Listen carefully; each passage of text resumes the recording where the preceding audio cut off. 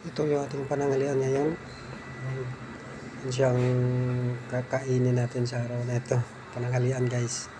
Gulay at saka chicken adobo plus dalawang kanin. Yan guys. Masarap kasi yan eh. Kaya sira na naman ang diet.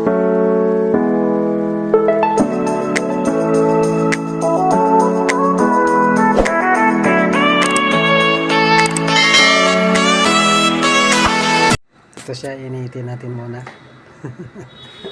Baon ko kasi yan guys. Kaya initin muna natin yung ulam. Ulam, hingi tayo ng kanin sa kantin. Ulam na ininit yun siya guys. 2 minutos para masarap pag mainit. Ito na siya guys. Tapos ko na init yan, no? Chicken adobo.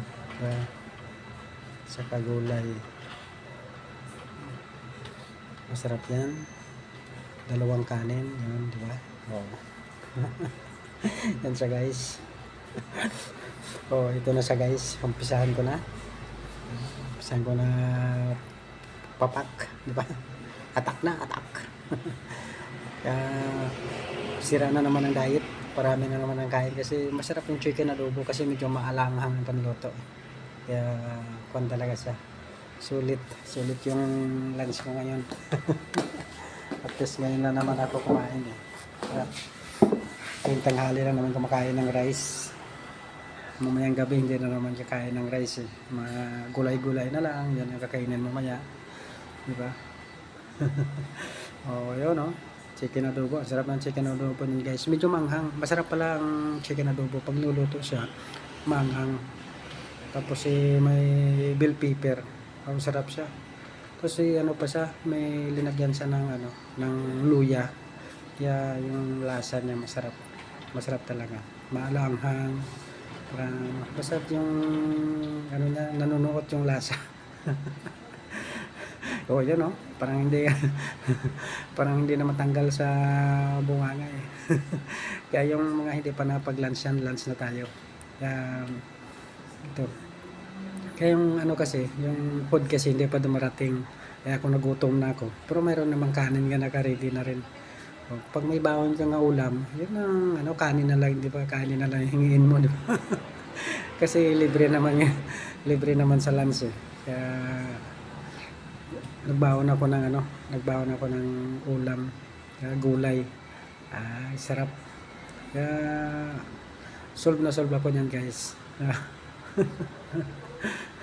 Talagang ka talaga pag siyempre pag mga baon mo kasi, di ba? Talagang kuwan ka talaga tapos ikaw nagluluto. Ka talaga, mapasarap mo kung ano yung mga lalagay mo na Kaya bentaha din pag nagbabaon ka rin, di ba? Kaya kahit lang pagluto mo kunting mantika lang ganyan, di ba? Pag ikaw basta ikaw nagluluto lang. Plus gulay. Yung gulay ko guys kasi labong naman yan eh. Pero yung labong ko, nilagyan ko ng ng mais, di ba? At saka nilagyan ko ng yung saluyot. Kaya masarap siya. Tapos ginsabaw gata. Yung pangalawang gata yung ginsabaw sa kanya guys. Kaya walang Kaya yung lasa kasi nan maalinamnam kasi pag mga ganyan yung mo siya. Yung puro gata yung luto mo, masarap. Kasi pinapakuluan mo na yung labong eh. Diba? Kaya kuhan ka talaga. Sulit na sulit ka talaga sa diba? Kaya ka talaga. Maparami ka ng kain.